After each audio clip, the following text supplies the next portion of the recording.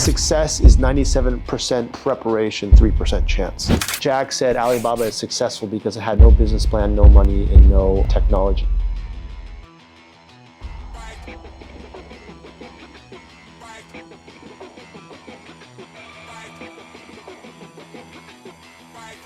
The problem with AI is that unless the young people learn and embrace, they may or may not be a part of that revolution. If you were starting from scratch, what would you do if you were trying to do something entrepreneurial? Hey, before we get started, a quick shout out to our sponsor, Weave Living, for providing us with this amazing space for today's conversation. If you're visiting Hong Kong and looking for a place that truly feels like home, you've got to check out Weave Suites Central West in Sai Ying Pun, where I'm filming from right now. They offer 83 beautifully designed serviced apartments, from sleek studios to spacious one-bedroom suites, all fully furnished and move-in ready.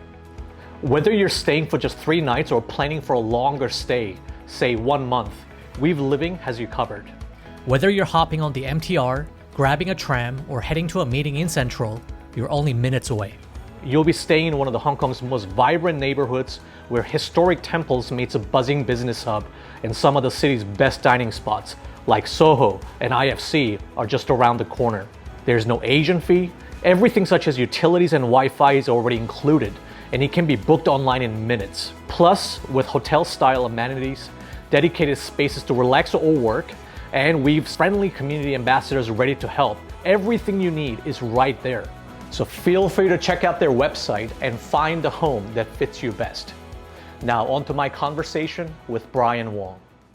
Hey Brian, so thank you so much for your time. I know you're a busy man. No, my pleasure, my pleasure. So I think that we've been in sort of contact for a while. Yes. I think via Zoom. I think it was like during COVID that we connected, right? Mm-hmm. But then, we've been sort of keeping in touch ever since. And I have a lot of admiration and respect for what you've done. But maybe for those who might not be too familiar with your background, sure. Maybe you could just explain a little bit of the Alibaba stuff and. Yeah.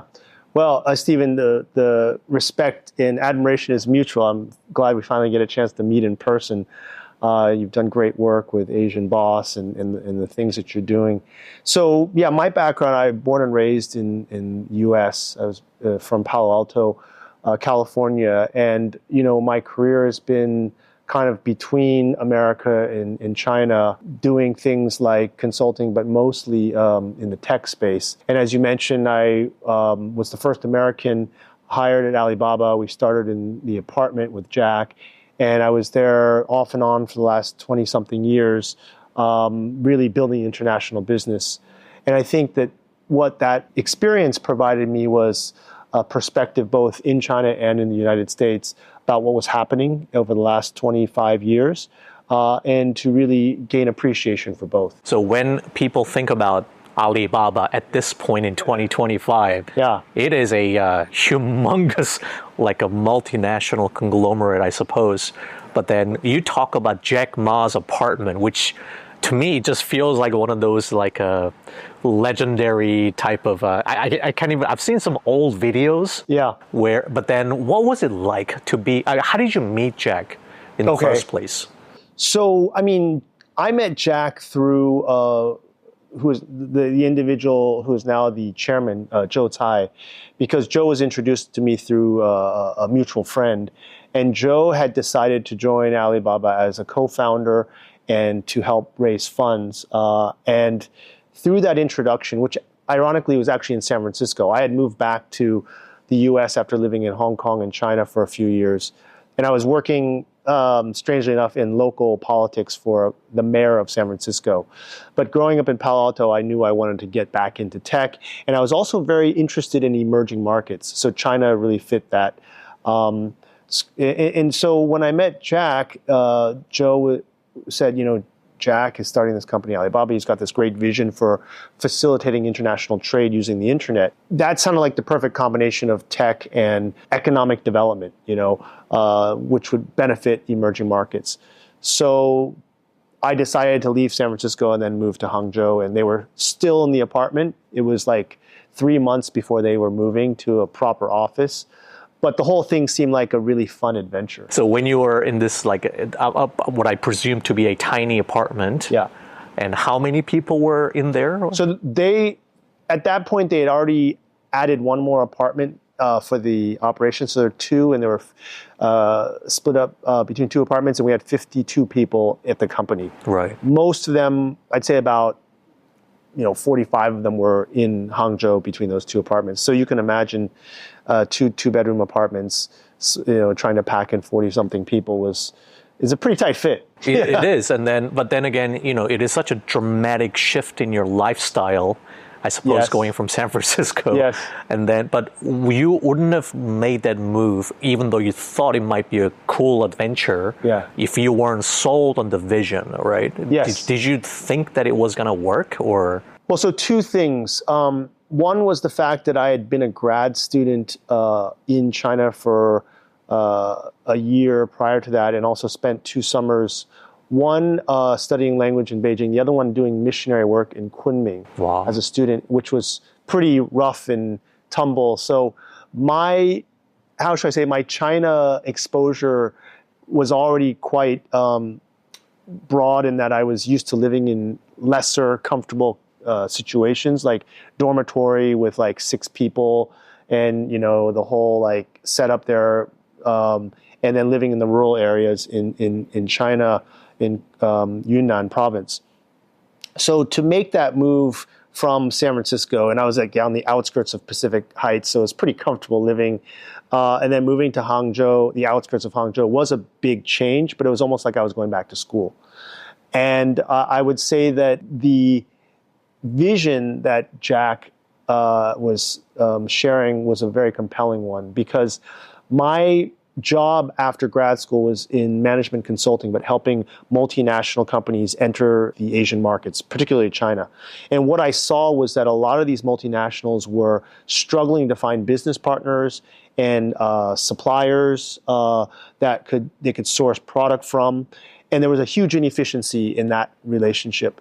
And so what Jack was proposing to do by creating an online marketplace to find suppliers for Western buyers was exactly the solution that could address the problem that I was trying to solve as a management consultant. It was a no-brainer in terms of the business proposition. Jack was a visionary in terms of how he was trying to do it. And then Joe, as the fundraiser, was someone who had high credibility. Logically speaking, you connect all those dots, it seems like a worthwhile thing. But I mean, of course, people also might be very familiar with Joseph Tsai, the owner of Brooklyn. Now he's just very well-known billionaire, I guess. Yes. But even back then, like, what was the nature of the relationship between Jack and Joe? So that's very important, because I think in any great company, you will see a founder who has vision or charisma, but then he's surrounded with individuals who have complementary skills. And in this case, Jack, much to his credit, he had 18 founders, right? Most people have like a co-founder or two. Yeah. A lot of these 18 founders were Jack's former students or former co-founders or employees in previous companies he had started. So with Joe, I would say it was his analytical ability, it was his credentials as a lawyer and a financier, and it was his network in terms of knowing investors within the community who could become potential supporters of Alibaba. And so Jack would set the vision, but Joe was the guy, the architect, who really structured the company, figured out how to raise the funds, figured out how to pitch it to the investors.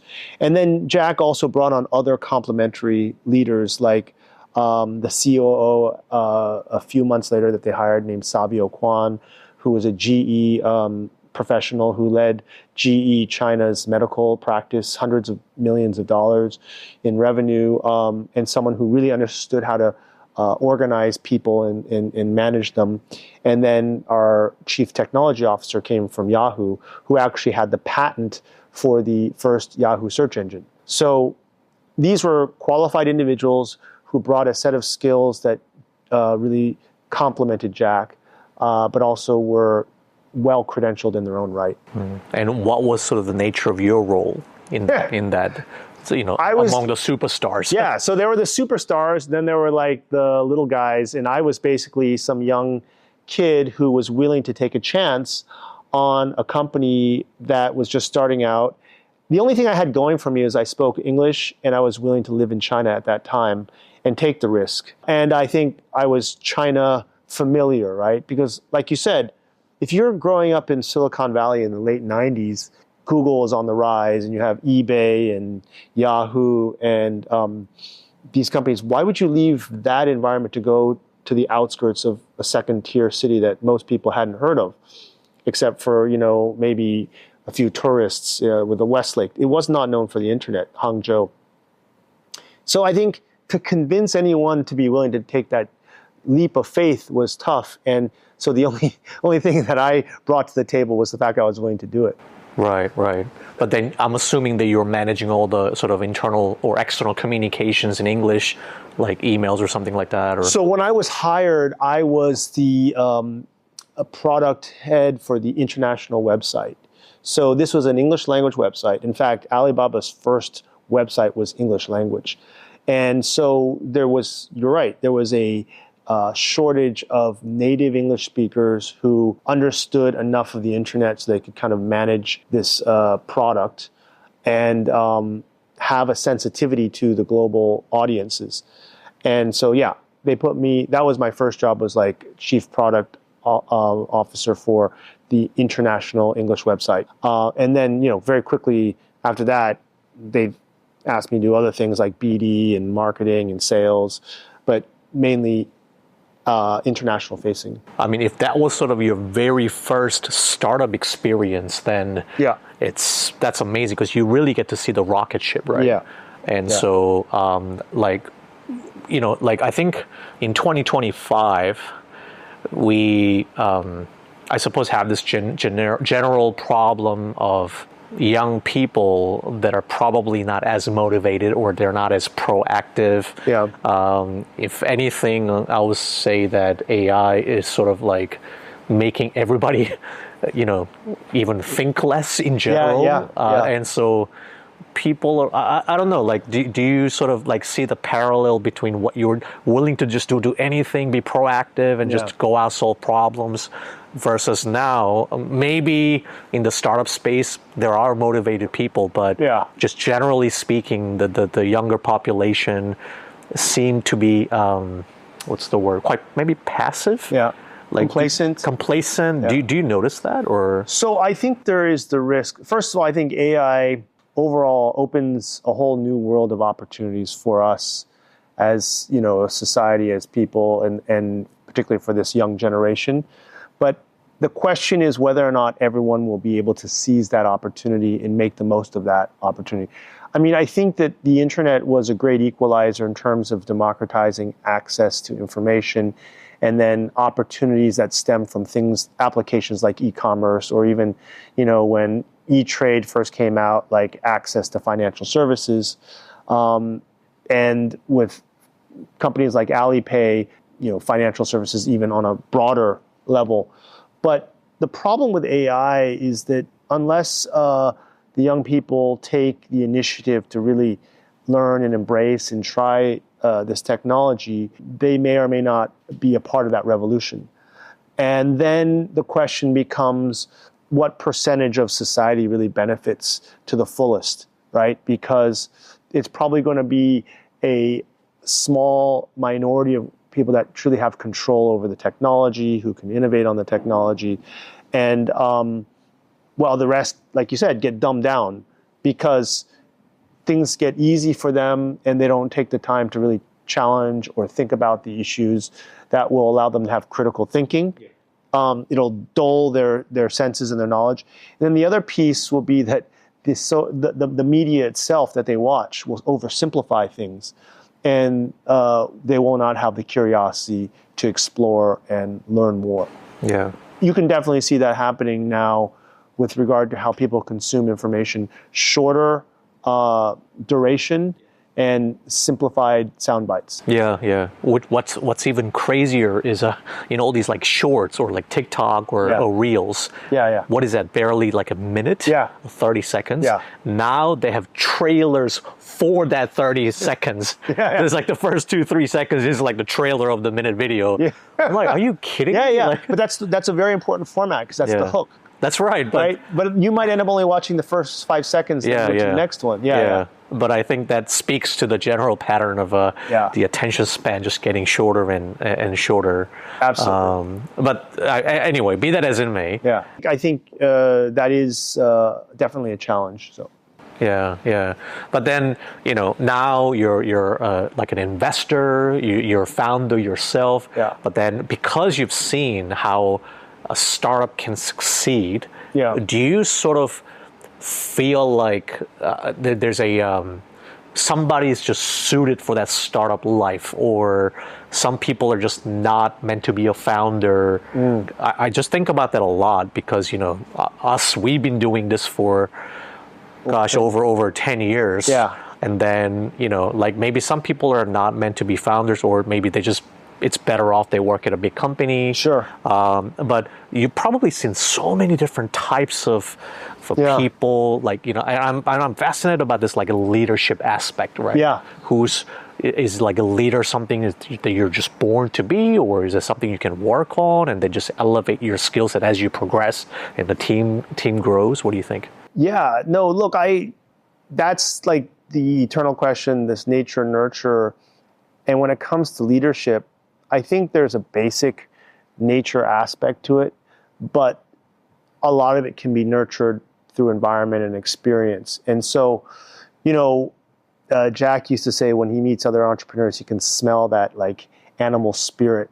And I used to wonder, like, what is he talking about? Animal spirit, that's the exact words. Yeah. I mean, I think that's what Masayoshi said to Jack when he met him as well. Like they shared that, right? And, for a while, I was like, what are these guys talking about? But after you do your own venture, and to be honest, when I joined Alibaba, the whole intention was do this so I can learn how to start my own company. It just took me longer to get out of that corporate environment and have the courage to do my own thing. And the first time I did it, it was not much of a success. And, I actually think the more times you try, the easier it gets in terms of, not that it's easy to do a startup, but the psychological stress and the shocks and whatnot become more, you can endure it with greater sort of resilience because you've gone through it and it's less painful, or you're more ready for it. But I would say that, in terms of the kinds of people that I've met, it really boils down to how you respond to failure and how you respond to rejection, and how you look at your purpose in what you're trying to do. Like, so you've been doing Asia Boss for over 10 years, and it has not been an easy road, I'm sure. When we talked, I was like, man, I'm aware about this guy.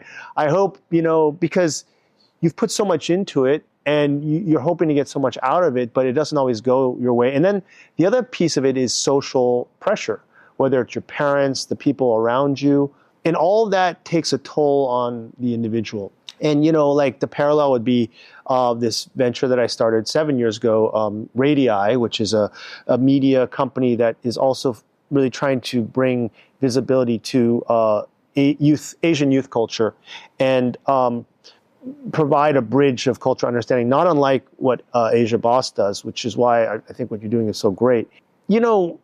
It's a tough road, media and this space of like cross-cultural understanding. But I think we do it because we believe it's so important.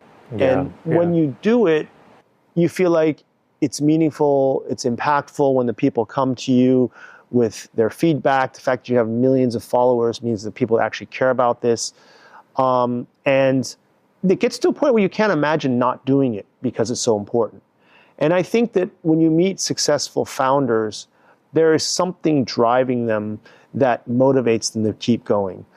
But as they go through the process, they also come to understand themselves better as a leader and know what they're good at, what they're not good at, what they have to supplement with other people, or other sort of ways of addressing the problem. And I think those are ultimately the leaders that succeed because they're constantly learning. They're driven by this greater purpose. And so is that nature or nurture? I think the basic character, natural optimist or pessimist, I think maybe you're born with that, but you also have to be conditioned so that even if things don't go the way you want, you have a response that is actually constructive instead of destructive. When was sort of like the time that you faced the most pressure within Alibaba? Because you've been there for a while, and you just oversaw the growth, explosive growth within Alibaba. But were there a lot of things that stressed you out, and how did you deal with that? I was stressed out all the time. I mean, one, my language skills. I'm just not a natural language person, and you'd be surprised. I didn't grow up speaking Chinese, so I had to learn it in school, and then I learned it mostly on the job. But I'm very self-conscious, when I'm speaking in public because it's not native, and it doesn't have to be native, but it was like my crutch. Right. And so there's that. And then I didn't study business. I always thought I had to study business. So that's why I went to business school. I actually left Alibaba to go to B school. I'm used to being in a situation where you have the solutions and the answers, but being in a new industry, the internet at that time, and also being in a market that was very quickly evolving. I used to tell people we're in the fastest growing economy in the world, which is China, working in the fastest growing industry in the world, which is the internet. How can you possibly have the answers? And I think that one of the things you have to get comfortable with is that uncertainty. And I think entrepreneurs, again, have that ability to just be comfortable in the uncertainty. So your question is was how most stressful time? I think I was always kind of on edge, but I got used to it over time. And there were times when maybe there was a new product launch didn't go as well as you wanted, or there were moments where I'm like, why am I doing this? Because the company had its ups and downs, and I thought maybe I made the wrong choice. But then I left the company twice, and it allowed me some time to think about this, because the first time I left was to go to B school. The second time was to actually do my own startup, because I always wanted to do that before I got too old.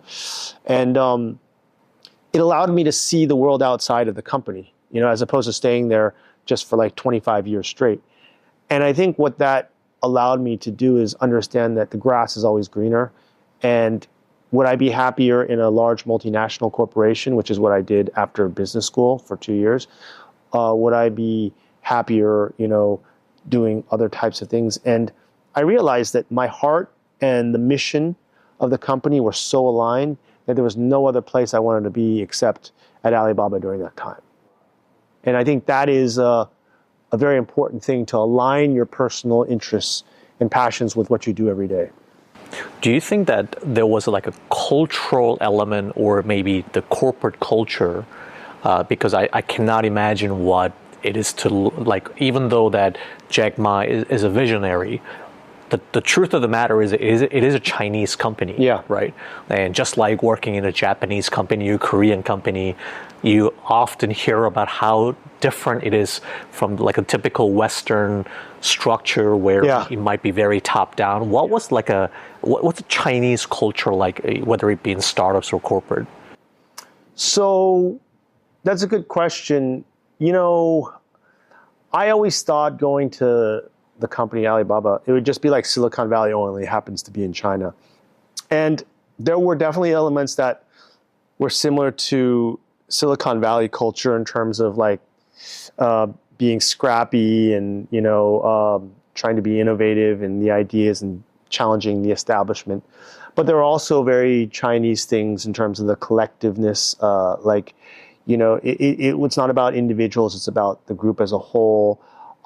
It's about how you communicate. So one of the things we really value direct communication in the West and just telling you exactly how I feel. And Right. sometimes, people would speak in a way that they don't actually say exactly what they mean, but you have to interpret that. Interesting. So that is also the case in China, because I thought that's mainly Korea, Japan, and they just take it to the next level. But so what's interesting, like if you were to do a staff review, we try and be very direct, and sometimes we are like, I'm sorry, but your weakness is X, Y, and Z. Yeah. But if there's something that relates to maybe a more senior person, you can't tell them directly to their face. It's still very much an Eastern cultural thing, right? In certain circumstances, and that was hard for me to really understand initially, because I'm like, just tell me what the problem is.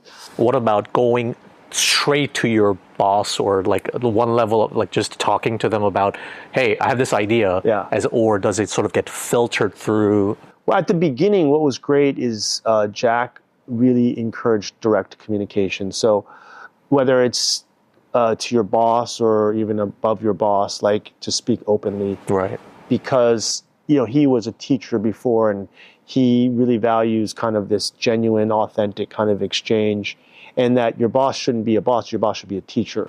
Wow. So that part was pretty good. But, as the company got bigger, obviously it became more entrenched in kind of the bureaucratic kind of aspects. But yeah, I think for me, overall, it was very educational. One of the things I talk about, I wrote this book called The Tao of Alibaba.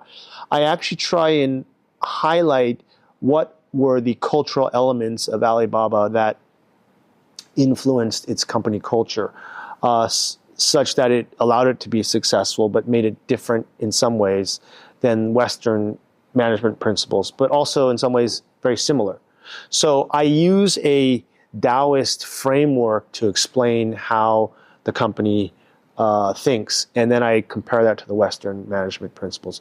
So, I guess you can say there's both Eastern and Western within the company. What is that Taoist principle for people who might not even have no idea what that is? So, for the average layman, when they hear of Taoism, what do they think about? They think about that yin-yang Taiji tool or Taiji symbol, And for the longest time, I really didn't know what that meant. And what it's really saying is the world is not binary, black and white. It's actually dynamic, and the black is in the white, and the white is in the black. And that this concept of opposites or contradictions actually coexist, which manifests itself in how often Jack would talk. So I always give this example that Jack said Alibaba is successful because it had no business plan, no money, and no technology. And right, so you're laughing, right? You're like, how on earth is that possible? And what he meant by that is that the company, because it didn't have money, it had to be very scrappy and very entrepreneurial, and that money makes you stupid. Like, you shouldn't rely on money to be innovative in what you do. No business plan, he's really referring to the fact that we are constantly having to adapt the business to the new things that are happening in the market. So don't be stuck and static in one way.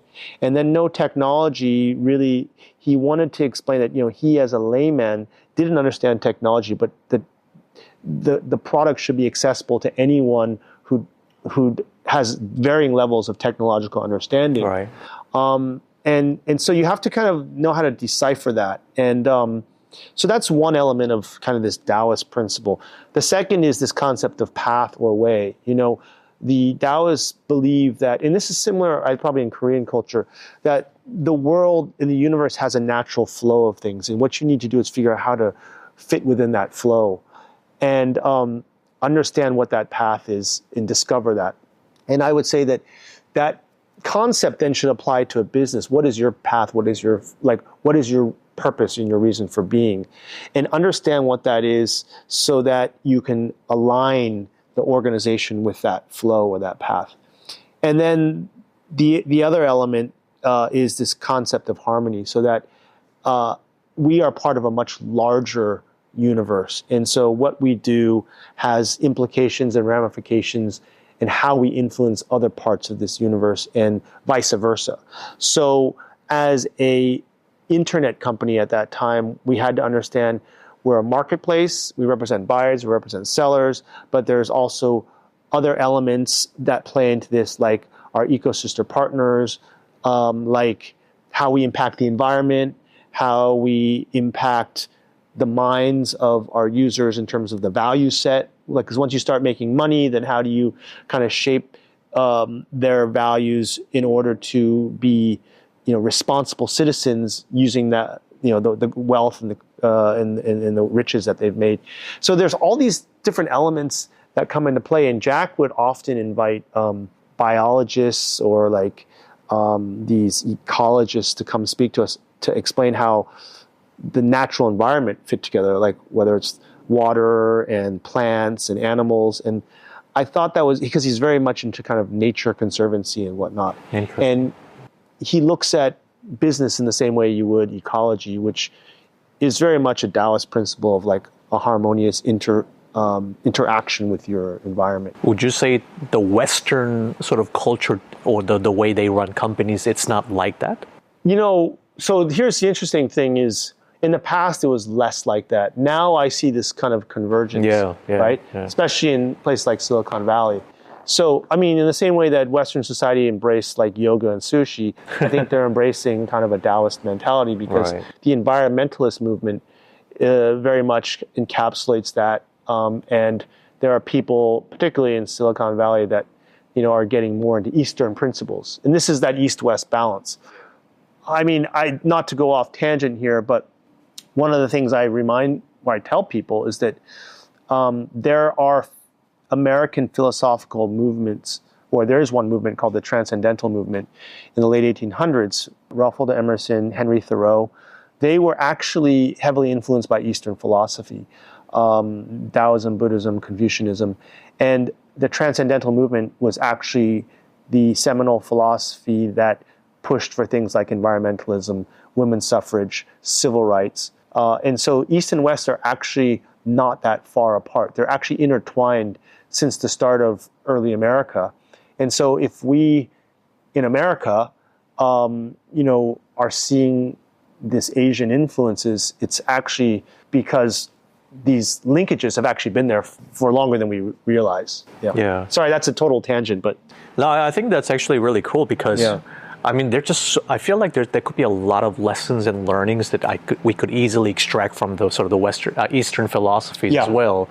But, especially when it comes to innovation or like just, somebody doing world-changing stuff, it always seemed to come from the West, or more specifically Silicon Valley, whereas Asian, let's say startups or companies there like kind of copy the concept and then like, we'll just apply that in the Chinese context or we'll just build a Korean equivalent, right?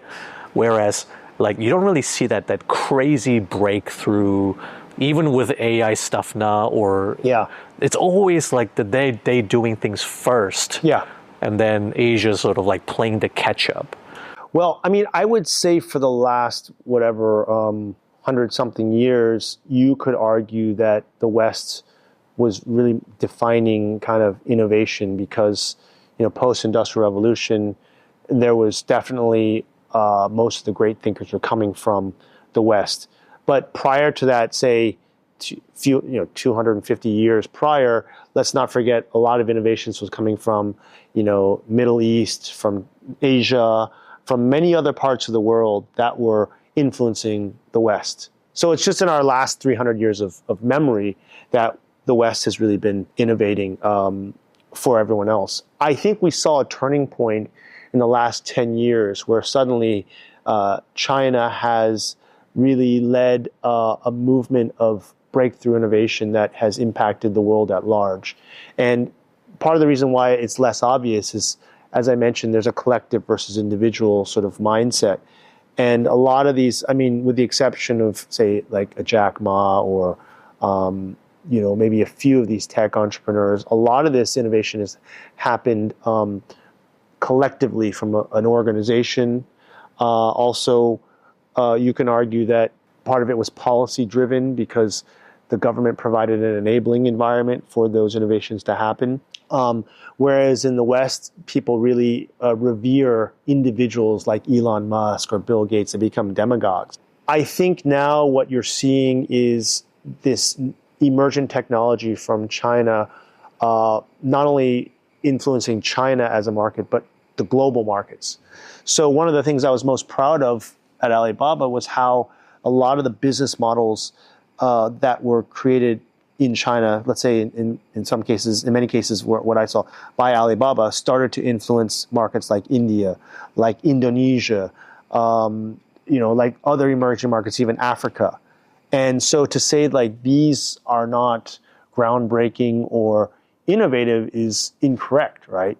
It's actually important to recognize now the role that China and its innovation is playing on the rest of the world. And I will say that in the early days, this copycat sort of stereotype were probably based on the fact that a lot of this in China, a lot of like the technologies didn't exist. But what China was able to do is learn and adapt and then innovate on top of that, right? And now there's so much in the way of basic research that's happening in China that you are and will continue to see new innovations out of China that probably haven't come from the West. And that is going to be a whole nother level of... Are you mainly referring to the field of AI where... Yeah. So AI, I think energy, whether it's storage or, EV or distribution of energy, new materials, biotechnology.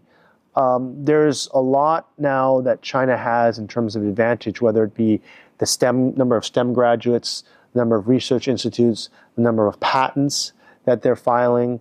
And then equally important is the use case application of this technology on real market applications is happening at a faster speed than in the US. And part of this is because the manufacturing is here in Asia.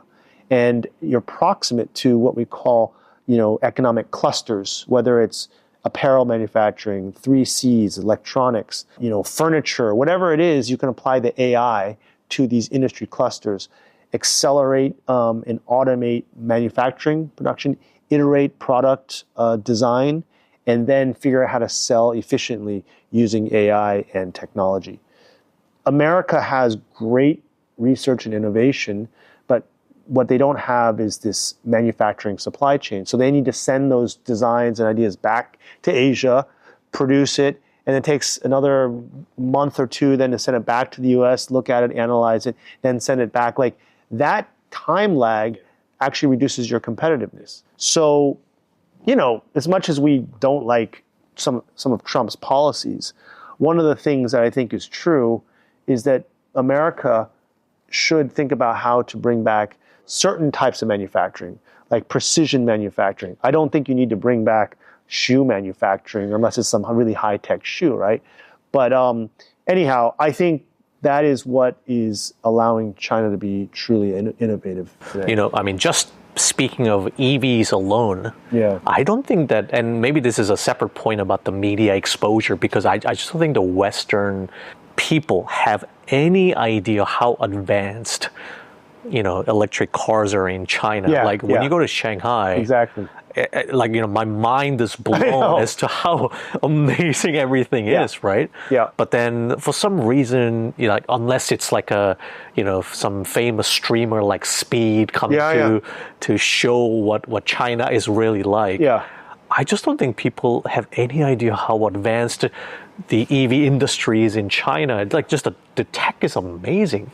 It is, and it's because it's such a competitive environment. Like, you probably have at the beginning, once the government decided EV cars was a special or a very strategic industry, they invest and they encourage investment in the space. Maybe you'd have 300 of these players who are trying to do EV cars, and over time, as they compete, there's only maybe 10 or 15 of them left, and they're all doing amazing work. And that's how you sort of hone. Maybe some would argue there's a lot of wastage in that process, but it also ensures that the best product comes to market, right? And it's at a low cost.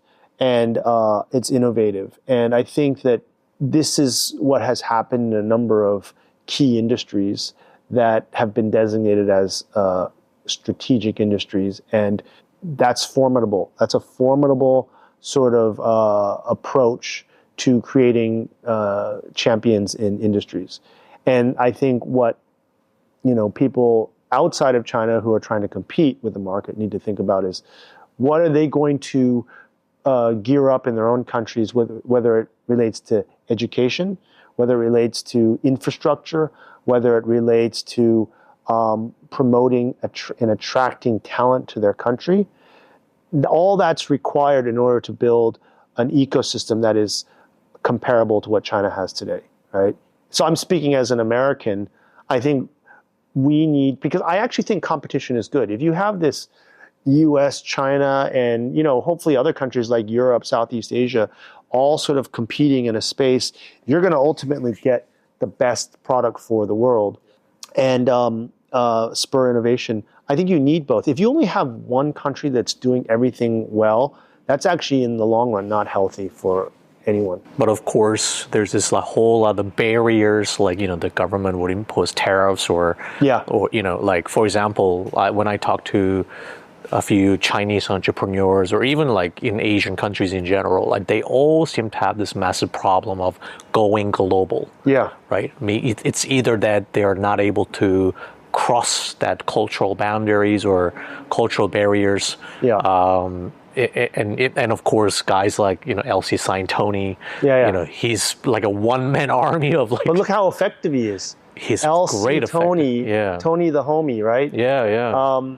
So I think that shows how one person or iShowSpeed or these KOLs, how they can be such catalysts for cross-cultural understanding. And we talked about this earlier. The whole TikTok refugee phenomenon also showed how much curiosity there is in China from the West.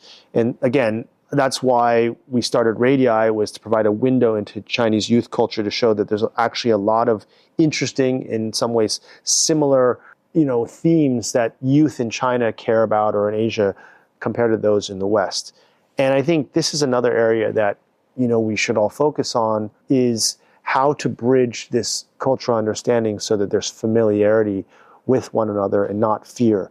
You let the politicians do what they're going to do for their reasons, whether it's to get reelected, whether it's to protect the economy in this way or national security. They're going to have their rationale. But you also need to get people to understand people on a human level. And what you're going to find is that we actually have a lot more in common than we do differences. Not only that, the diversity in culture is what makes life so interesting, right? So to discover that about, another culture should be a point of attraction, not, sort of to repel them or to turn them off. And look, K-pop's really popular now in the world. There's something that resonates with that music with everyone all over the world. People like sushi. People like yoga. If people knew more about like Tai Chi, they'd realize there's a lot of health benefits. And it's also a larger, so Tai Chi is also related to Taoism. It's actually an active practice of a philosophy. And when you practice it, it actually helps you to better understand the philosophical manifestations through movement. And as we talked about earlier, this East-West dynamic is actually an important balance in the world because both are necessary to sort of have a complete balanced world. And so the attempts to try and cut off one society from another are actually harmful for everyone. And so I do think that, the cultural understanding is something that is very important. I suppose we are sort of gradually leaning towards this unfortunate situation where, because of the algorithm, people are not even realizing consciously that they're just becoming more and more isolated, right? Because you just see whatever you see. Yeah. It'll just recommend it to you, so that before, I even as part of Asian Boss, maybe we felt like it was easier to actually reach the American audience. Yeah. And we still like to think of a huge following in the U.S. Yeah. But at the same time, maybe since the rise of TikTok, the algorithm works in such a way that you just never get recommended whatever is sort of like outside of your immediate interest. Yeah. So it just reinforces what exactly. You believe. Yeah. So you call that whatever, echo chamber, audience capture. Even the creators or influencers, they have a total audience capture of just doing whatever that pleases their audience. Yeah. Because but whereas before I felt like we were able to educate our audience as well. Like, hey guys, you're interested in this, like, because if we had the audience capture, all we'll be talking about is like Japanese porn or K-pop. But they're like, that's not, I want to go beyond the stereotypes. Exactly. Right? So we were able to just talk about everyday issues and things like that. And everybody's like, wow, that's super interesting. Yeah. Now it's like the algorithm works against that. Yeah. So there's even a less incentive for people to go, or the creators to go deeper. Yeah. And just cater to whatever is gonna, just talk or react to the certain trend or latest current event. Yeah. And then just stay at the surface level and not risk getting any views just because you want to go deeper, right? That's a really good point. So I think, first of all, the fact that you're asking these questions represents what I say is, critical thinking in terms of assessing a situation and identifying what the potential problems are. And Asia Boss, in a lot of ways, is a reflection of that critical thinking. What we need to do in this growing AI age is figure out how to maintain that mindset for the next generation who's being educated so that they can continue to challenge what's being put in front of them without just taking it kind of hook, line, and sinker and then being programmed. Like, if you're not even aware of the presence of algorithms and a bias in those algorithms, then you're not going to know how to challenge that. So part of this is all of us in positions of, as entrepreneurs or as public figures or thought leaders need to be responsible enough to raise these questions. And then those of us who are part of educational systems make sure that those educational systems incorporate this critical thinking element such that we don't become captive to the AI. Because that's a very dangerous place to be. And as human beings, it's very easy to resort to that. It's, in a way, it's like this primal instinct to just go with what is easy, and you kind of short circuit your thinking. And easier said than done, of course. Yeah. But I think that will be the most critical thing in order to ensure that we keep at least some level of awareness and balanced thinking. Yeah. I just feel that even for upcoming entrepreneurs or existing business owners, right now things are like, we're in a massive transitionary phase right now where, like, for example, like, is it even worth hiring more people when ChatGPT can easily replace 3 to 5 employees or and I think from our perspective, what's been interesting to witness is that, and I definitely want to ask you about this, how you are able to manage like 100,000 employees, and is that even possible going forward? Because I know that this whole AI agents will allow pretty much a one-person billion-dollar company, let's say, in the future, as opposed to having to have like 100,000 employees, because managing people is hard. And they don't certainly operate with the same degree of efficiency or as AI. So like, there's just so many things going on. But what do you feel like is the most important? Because you interviewed a lot of people, I'm assuming. trying to get all of them on the same mission. Yeah. So kind of just going back to your Alibaba days, Yeah. since you even wrote a book on it. Yeah, yeah. I mean, I cannot even imagine the scale of having 100,000 employees. But Yeah. I don't think I can even manage 100 people. Yeah, yeah. Right, Get all so- aligned to do the same thing. Right, right. Yeah, I mean, fortunately, I didn't have to manage the 150,000, maybe like a few thousand. But as an organization, I did obviously have a perspective on how the system was structured. That's what's in the book. And it really starts with, like we talked about earlier, a mission, vision, and values. And the mission is what attracts people and aligns them with a North Star.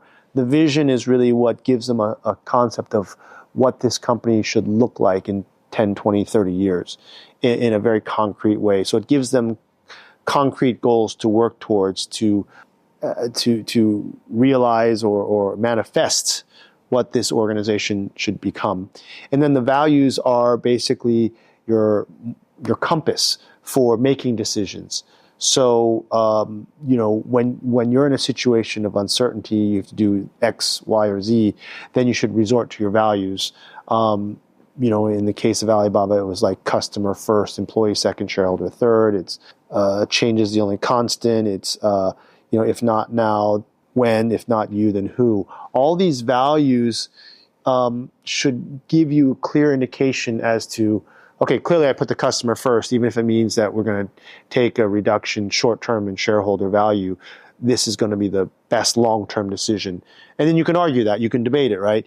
Change is the only constant means that, oh, geez, another organizational restructuring? Like, when are we going to stop doing this so I can just focus on my job? Well, sorry, change is the only constant. We have to adapt with that. And mindset-wise, you should be prepared knowing this is one of the values that we honor. Anyhow, so those become the tools. It sounds very soft and fluffy, but what I've learned in observing Alibaba and my own practice is that you need to start with these, and you can align people. And you're right, humans are very complicated in organisms. And if you want a glimpse into the future, I would say, and it's a future coming much faster than we imagine, there will be AI agents that replace people for a lot of these tasks. So then what is the most important skill set? I think it's going to be, one, the ability to think laterally, so across disciplines, so that you know how to innovate across different areas, whether it's technology, product, and design, like fitting all that together, because usually people have just been super specialized, super siloed, and only a few of these people will kind of connect the dots, but it hasn't been optimized. Once you have agents that can do those functional tasks, then it's about you. It's like you're basically a composer trying to create something new and exciting. And I think another skill will be the ability to inspire and lead through human emotion. And so that's true leadership, right? Robots can't use emotion to kind of mobilize people in that sort of heart way. Not yet, at least. And I don't think for a long time. That's what makes us truly human. And then I'd say the third piece is just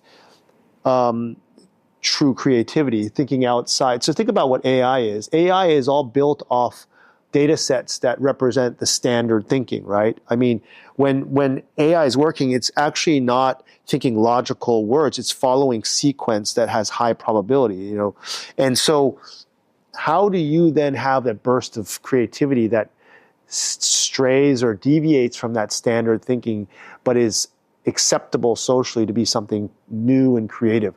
That's where I think the value add's going to come. Somebody comes in for a job interview, Yeah. and you're interviewing that person, and your job is to figure out if they have all these qualities, right? Yeah. Or if, whether their vision or what they want out of their personal goals align with the company vision. Yeah. And people are very good at acting out the role, or they put up a front, put the best foot forward. Yeah. So how do you screen that out? when you are interviewing people and they're just obviously trying their best to put the best foot forward, and they're like, oh, I can do, oh yeah, of course, I'm inspired, I'm a leader, blah blah blah. Well, I mean, the easiest, first of all, is use AI to do the first screen, okay? In terms of basic credentials, and you can even give them like questions to answer.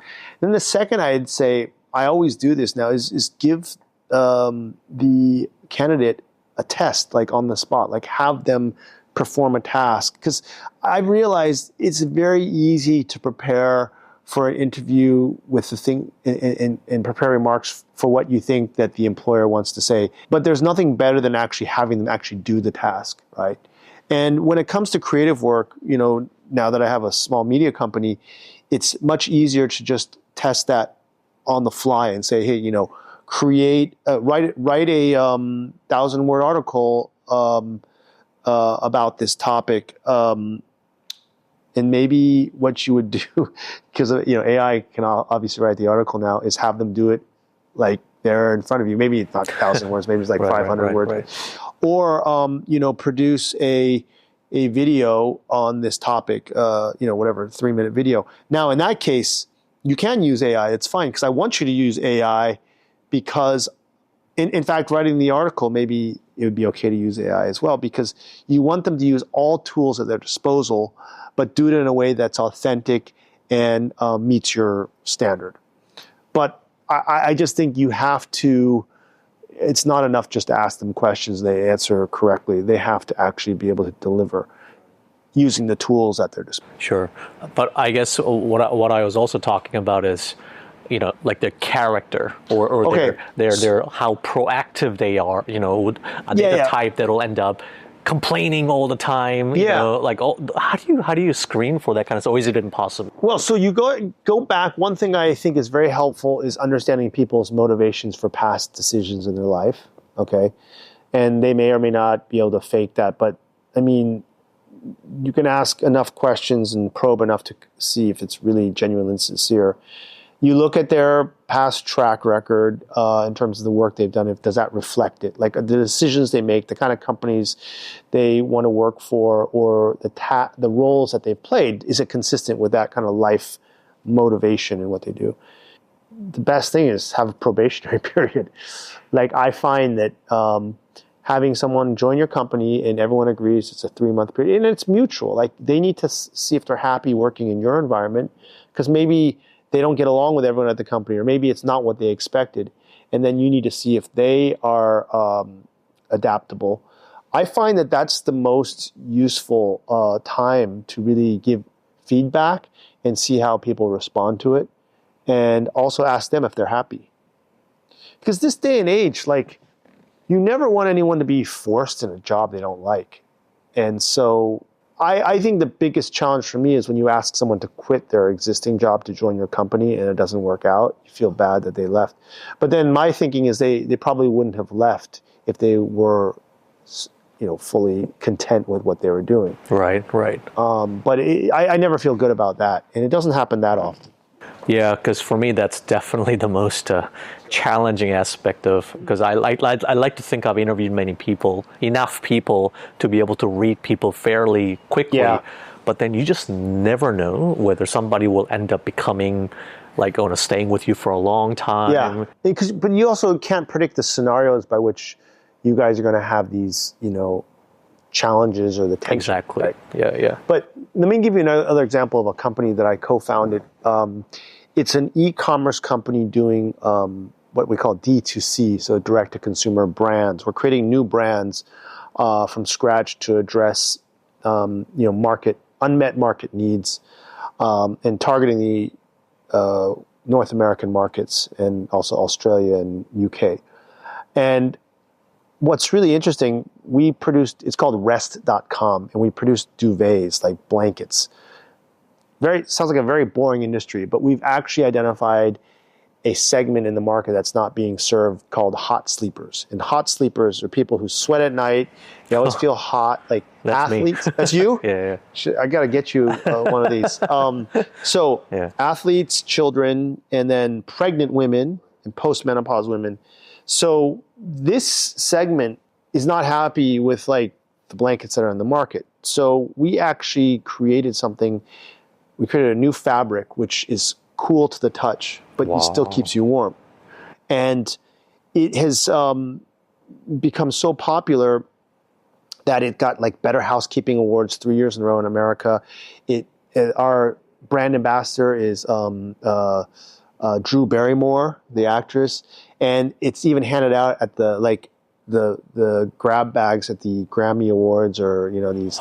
So it's like really popular, right? And we created this brand, and the thing is, this team is 28 people in 14 countries, and so everyone is working remotely, and we didn't actually meet in person until a year and a half after we started the company. Now, you talk about interviewing people, like how do you know if they're going to fit into a company culture, let alone not even meeting in person until 18 months later. It starts with a company mission. It starts with the culture that is set. But then if you ask me in terms of hiring how we did this, because I didn't actually believe we could do it. We have six people in China. We have like 6 people in the Philippines, about 4 in America, 1 in Kenya, 1 in like maybe 2 in India, like all over, like places you would never imagine, right? Doing what they do best in each of these regions. So Philippines, like customer service and like design.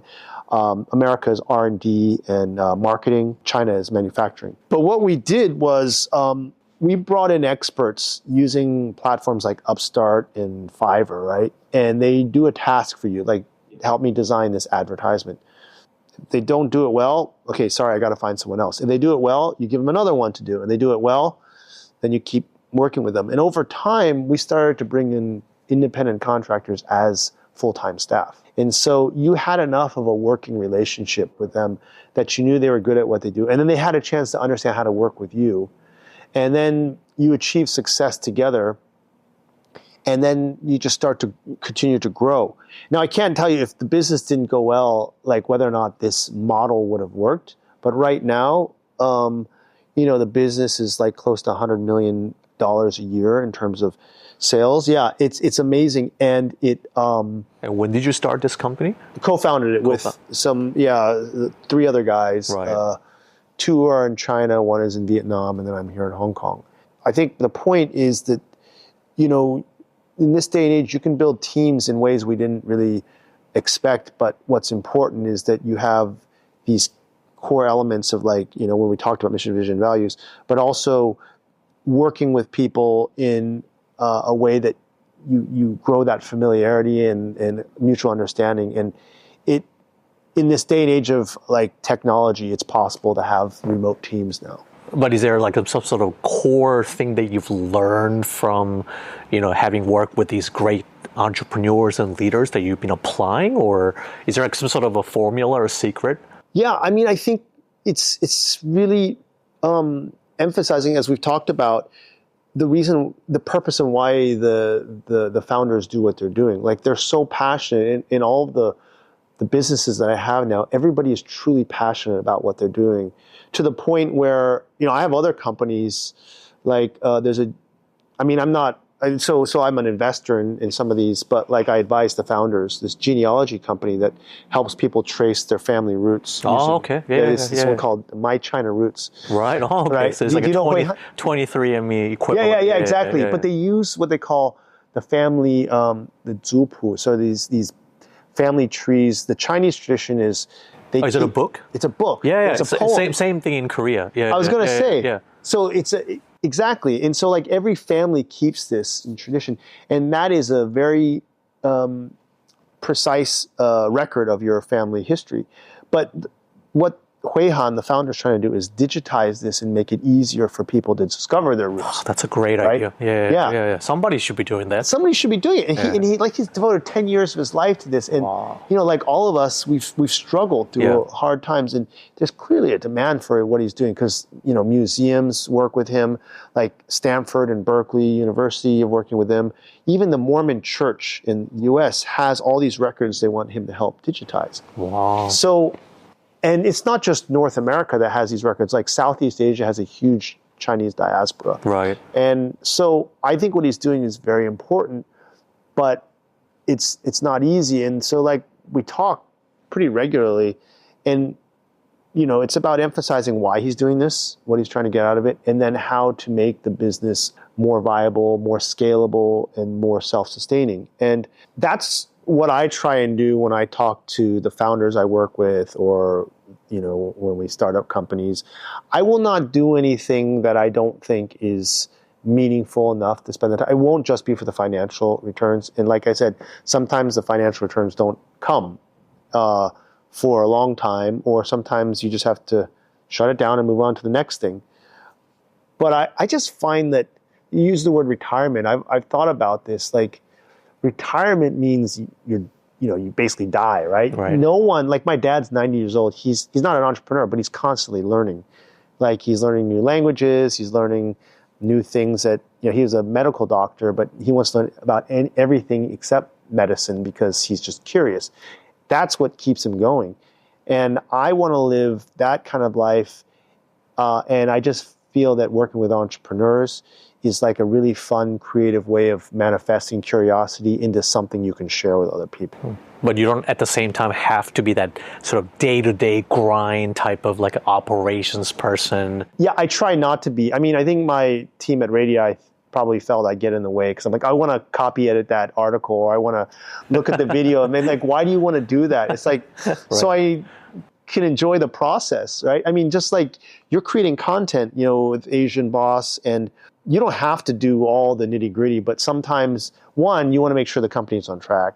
But two is that's part of the enjoyment, right? I guess where I finally matured, because my team has told me, like, can you please not get in the way?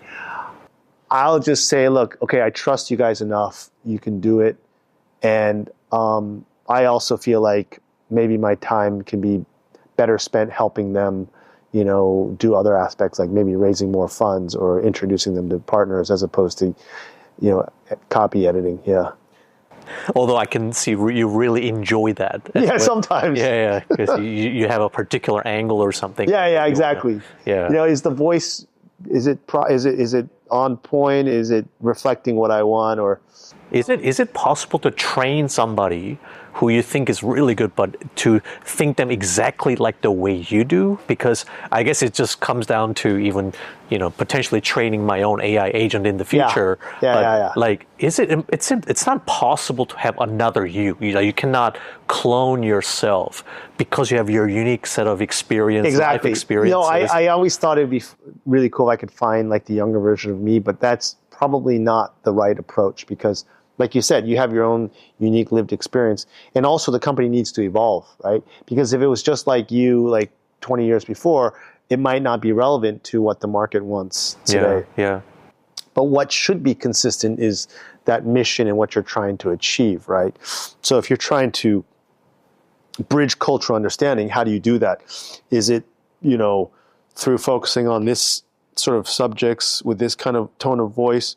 Or is it trying to do it in a way that it's a slightly different tone, it's evolved, and it's a different medium, a form. It's like, instead of long form, it's short form. Maybe instead of desktop, it's digital, it's mobile. But the young audience that you're trying to target is consuming it and enjoying it and responding to it. So you, in some ways, you have to put your trust in your team and the individuals you bring on, as long as they're aligned in the mission.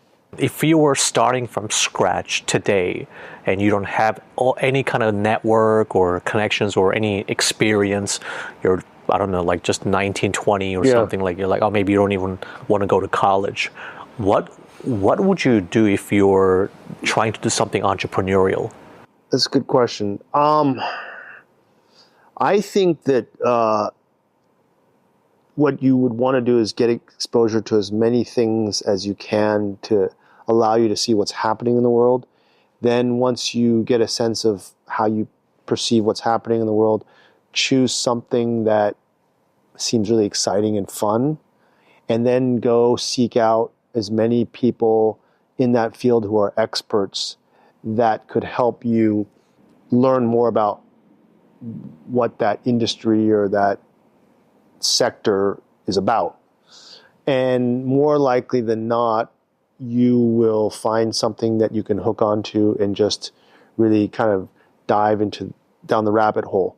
Because I think what I found with a lot of these successful people I've met that are young is they just take a particular interest in something, in a specific topic, and they just go deep and learn, because all the information is there now.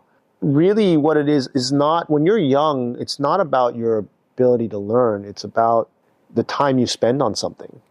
And I think by the time you get older in life, your learning capacity, the plasticity of your brain starts to be reduced. And you also just have other commitments that distract you, right? But like, I met this one guy, he must have been 21 or 22.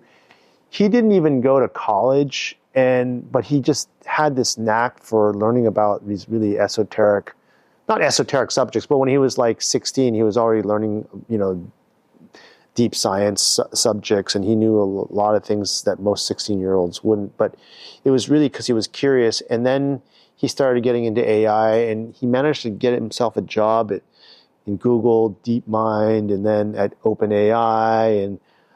And it's because he had genuine curiosity in the subject matter. And then when I was talking to him, he's like, I'm like, what are you doing now? He's like, I left Google because I've come up with this AI product where I've identified data sets that no one has tapped into that are public sources. And I've been able to structure the data such that I can sell it at a high price to all the big tech companies. He's 21. I'm like, what is this data source? He's like, well, I can't really tell you because this is something no one else has discovered, but clearly they need it and I sold it to them. Wow. Okay. There you go. How do you come up with like a career plan to do something like that? You just stumble on it. See, that's the thing. I could totally imagine the pushback. Yeah, because there are always guys like that who's already in AI. They can get a job at Google. Yeah. But people, the majority of the people are not that smart. Well, they're not that smart, or they didn't take the initiative to learn, right? Like, okay, this individual clearly got a high EQ, but high IQ, but at the same time, I think normal IQ people probably could find some rabbit hole to dive down and become semi-experts and add value in ways that most people their age couldn't. So you're saying that there's still plenty of opportunities despite what people might think as like, oh my God, yeah, I got no shot because now... I'd like to think so. Right. I mean, if it comes to this point where there are no opportunities, then I think we got some serious reassessment we need to do in terms of our societal structure and whatnot. But I don't know, it's worth a shot. Like, and one of the things is that you're never going to know unless you try it. And one of the things that I applied to my life is, and I have average IQ. I'm like not any of these genius kids that I meet, but I just happen to be lucky in terms of timing. I happen to be lucky in terms of the domain experience that I had for the opportunities that came to me. I say that success is 97% preparation, 3% chance. So I explained to you, you asked me like, why would I go to Alibaba? Well, it's because I spent time in China in a very kind of on the ground, localized experience as a student, what would being a student missionary in Kunming bring to my life, teaching English, like down the road? Probably not a whole lot, except maybe I could become a pastor, but it exposed me to living kind of in a different condition that made me feel comfortable, right? And then this consulting thing, like I was supposed to be a doctor. I want to be a medical doctor, but I'm like, I'm going to take a year off and go to China, do grad school. And then I'm like, okay, I don't actually think I want to spend 6 years studying medicine and getting a public health degree. That was the plan. I'm going to stay here and be a management consultant. I wasn't a very good management consultant. Like, I'm not that bright, but I did learn that there was this market demand for international companies trying to find Chinese suppliers. And that's what allowed me to go to Alibaba. Because like we said, the most normal people would not sacrifice their opportunities in the valley and go to Hangzhou and, live there and subject themselves to that environment. Maybe I could have been richer if I went to Google, but I wouldn't have had the rich experience I did at Alibaba by making that decision. But it was the prior decisions in your life that were based on some logic that made sense to me that prepared me for that Alibaba opportunity. Do you also see that this upcoming generation of, let's say, Chinese diasporas are coming back to China to start a company here? Because, again, I just feel like as far as geopolitics, we're becoming more and more divided to the point where, I don't know, maybe people keep mentioning World War III now, but I'd love to get your broad take on that. But at the same time, how does that exactly translate to us trying to bridge cultures more, but with the broader geopolitics thing going on, how do you fight that?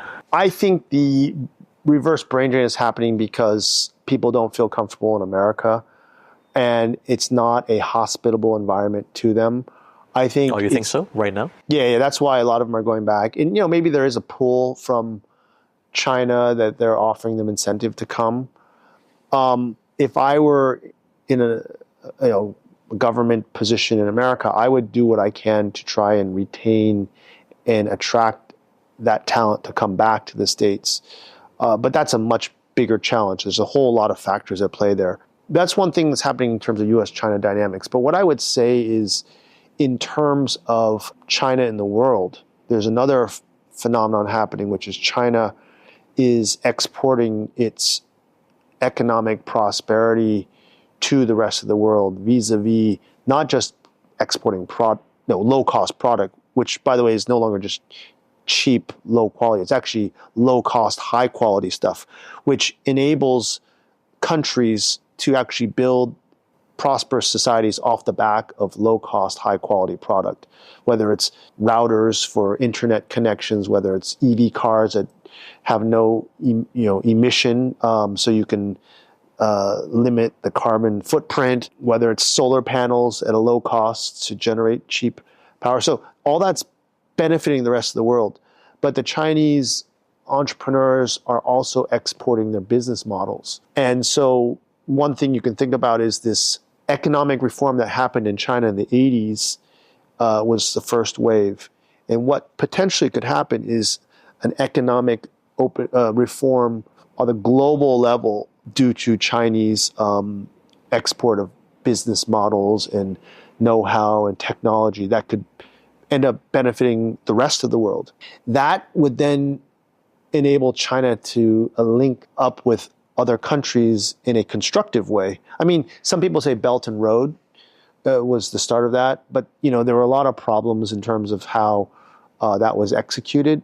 But I think this is happening from a private sector perspective. Could actually be a positive interaction between China and the rest of the world. I'm always thinking the China side, US side, in terms of American perspective, how do you remain competitive? And I think that's the challenge that American leaders should be focusing on, as opposed to how to contain China. Because China, the genie's already out of the bottle. It's just flying around and, granting wishes here and there. It's like, well, damn, I better get, my genie geared up and able to grant better wishes and be more mobile and faster.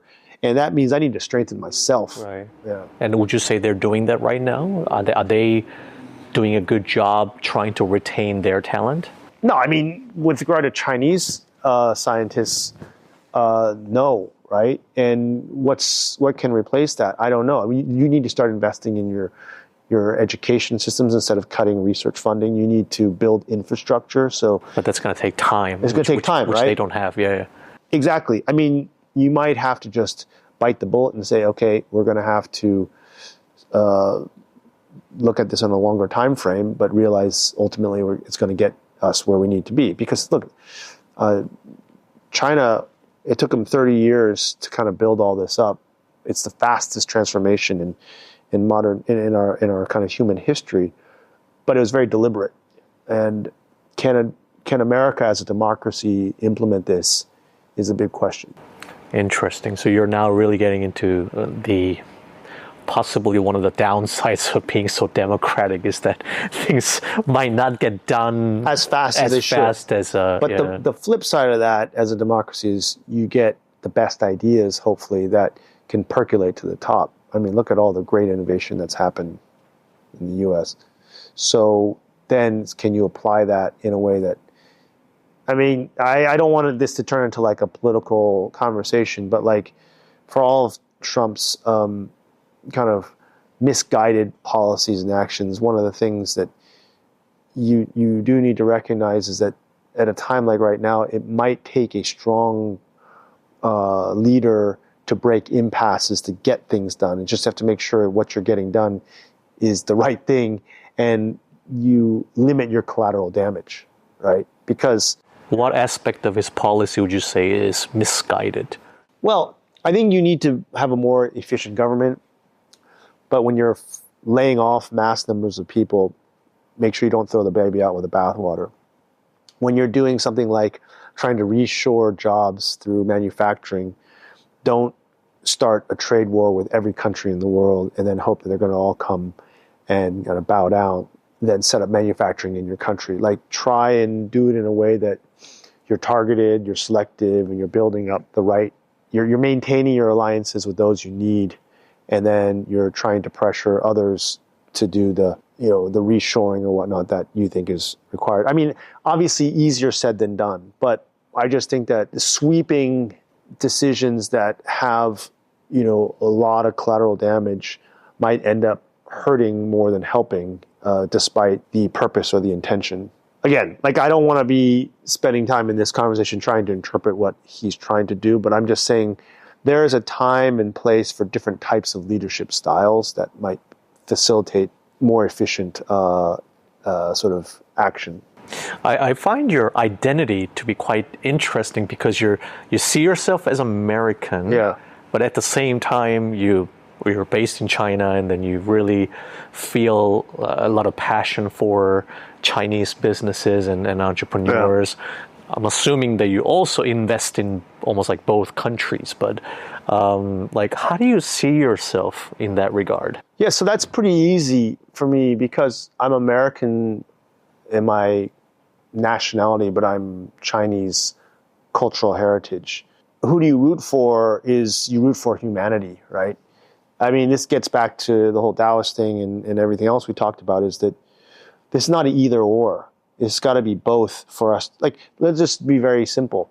With all the problems that we're facing in terms of global issues, climate change, disease, nuclear proliferation, they all require both U.S. and China to work together. And not to mention the rest of the world. But the U.S. and China, if they can't get along, these are the polarizing sort of forces at play, then you can't really find a solution. But what we found when it comes to like disease research is that cancer treatments, like these global sort of health issues, really, if the U.S. and China work together, they can actually address them through pharmaceutical research, through clinical trial testing, through inventing delivery systems that allow the medication to be more efficient. Like, all that can be done between those two countries in a very efficient way. But what was really disappointing is to see how COVID was a golden opportunity to collaborate turn into this blame game, right? But wouldn't you argue that is sort of like human nature? It doesn't have to be. It doesn't have to be, but it always ends up being either too politicized or... No, but there's plenty of cases where there have been positive, like in Nature magazine, there was an article about the benefits of U.S.-China medical or just scientific collaboration. And like, there was a cancer treatment that was created between U.S. and China where the clinical trials in China allowed them to accelerate things by like 5 years, right? And like, and so the outcomes were much better than they would have been if you tried to do it alone. But let's look at climate change. How are you going to promote energy transition if you don't have affordable technology that will allow you to use renewable energy efficiently?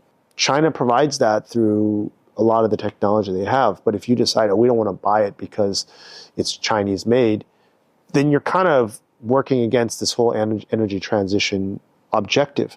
Now, the counter argument would be, well, it's because China is killing jobs in America. It's affecting our own domestic industries. Well, maybe either you need to do two things. One, you need to figure out how to support those industries so they become more competitive, or two, you need to look at next generation technology or other areas where you have strengths that can contribute to this energy transition objective. But don't just put up blind barriers and then stop what is a common objective across both sides. But that's exactly what they're doing. It's exactly what they're doing. But I think part of this is politicization of the issue, because politicians in America can't look soft on China because you look like you're selling out the country. So too, and it's a convenient scapegoat, because China, you can blame China, but no one in America is going to call you out on it because they're more concerned about their own sort of domestic issues, like paying the bills, right? And so China is far off, and no one's going to really make a stink. But I think that when it boils down to it, it's like, is that really going to, in the long run, going to benefit everyone? Like the politicians, I mean, it's tough because it's short-term focus versus longer-term perspective. And I think when you ask the question, well, what can you do about it? I think there needs to be more rational voices kind of within the society to say, look, we need to step back and look at the bigger picture. And this is where I think youth tend to have a more longer-term view on things. They also be less jaded, a little bit more broad and holistic in their thinking. And possibly the media. And the media is at fault, because, well, you talked about social media, echo chambers, algorithms. Part of it goes in cycles, but you need to voice it out, which is what I think, whether it's Asia Boss or RADII or other independent media companies that really are just in pursuit of representing accurate views or reflecting the perspectives, that the diverse set of perspectives on the ground. Hopefully we'll get people to realize that there's actually a middle road. Because I don't think one should be forced to take sides if taking sides is not going to get you the optimal solution. Very true. Very true. Just my view, yeah. So I guess I find your life experience to be very interesting. Thank you. Very multicultural. You've spent time in, just one of the biggest companies to starting many of your companies to being an investor.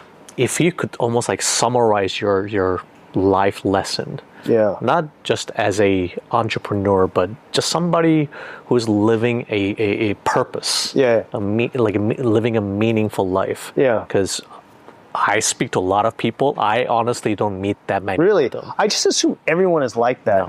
No. Which is why I don't like to talk about it, because I feel like I'm just kind of... Honestly, I would argue even that those people who even understand what their life's purpose is, probably less than 1% of the entire population, because they just go through their entire lives just in a matrix or dream world.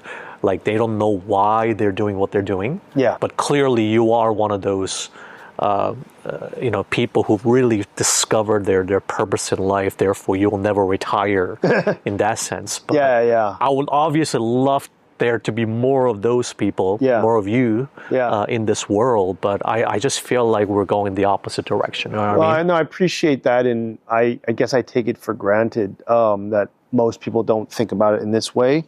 But for me, it's always been, there's a saying, the unexamined life is a life not worth living, right? And I've always lived by that. Thoreau would say you need to live life deliberately, so have you're talking a purpose in living. Would you argue that that's almost like on the Maslow's hierarchy of needs, that if people are just so busy trying to survive and provide for their whatever family, you don't have the luxury of being able to discover that purpose? Yes. One of the big problems today is people just don't have time because they're so caught up in just trying to survive, keep their head above water. And so I don't know. I mean, I grew up very comfortably. I will admit, not rich or anything, but just very upper middle class. I felt grateful for what I had then, but when I went to China and saw where my grandparents came from, I felt even more grateful because I didn't have to grow up in some village out in a farm. And wow, that just made me realize, okay, I'm even more lucky. I better do what I can to make this life worthwhile. That's interesting. So you really saw the humble beginning of your grandparents. Exactly. And I think that is, perspective does affect a lot of how you see your life in the present if you kind of look back or if you put it in the context. And so my whole thing was like, okay, I got to make the most of this, because if I don't, it's wasted and it's not responsible living.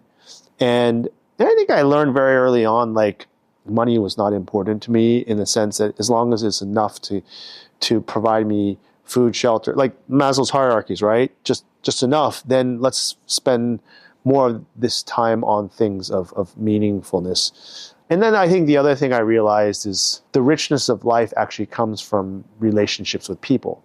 So a lot of people say, oh, Brian, I can't believe you're still in touch with your elementary school friends or your high school friends, and like, you still stay in touch with them. And I think that without that, like, then you're just going through life and kind of, it shouldn't be transactional. It should be meaningful. And all of that plays into how I do things and think about things. And then, fortunately, in my case, it sort of works out. There's going to be times when you think it's not fair or somebody screws you or this or that. But more often than not, people are good people. And I mean, that's my view.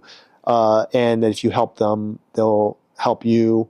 Or even if they don't help you, someone else will help you. I mean, a lot of my life has been facilitated because someone was very generous to me without having any obligation to it, but they just picked up the phone, called someone, and introduced that person to me, gave them that. I mean, that's how I got into Alibaba. Some mentor just decided to help. Yeah, not many people have that luck in life, I suppose. Well, so when people ask me, like, what advice I can give them, I say, you just got to go out and seek people and ask for advice, and you'll hopefully be lucky. Because that person, I stumbled upon them because I happened to come here to Hong Kong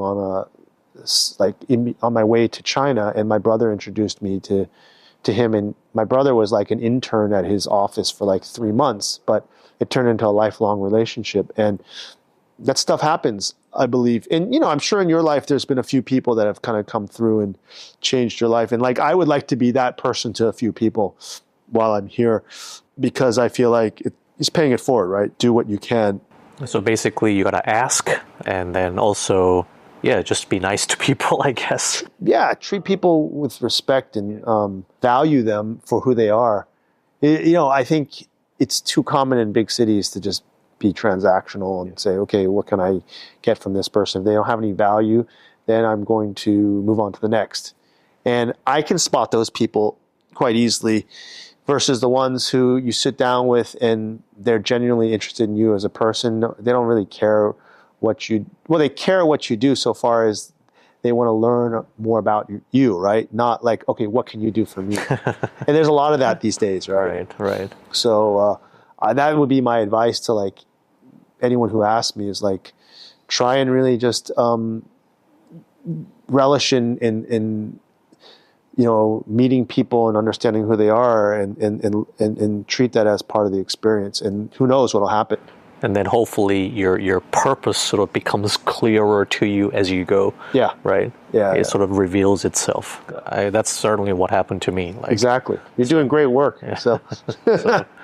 Well, thank you. Thank you so much for sharing your insight. Yeah. I just feel like, just not many people have the opportunity to talk to somebody like you who have had the wealth of very kind. Cross-cultural knowledge. So I really appreciate it, Yeah, because I just feel like I got so much more to learn and just grow as, both as a person and as a leader, because I think I got a long way to go as far as my journey and where I need to get to.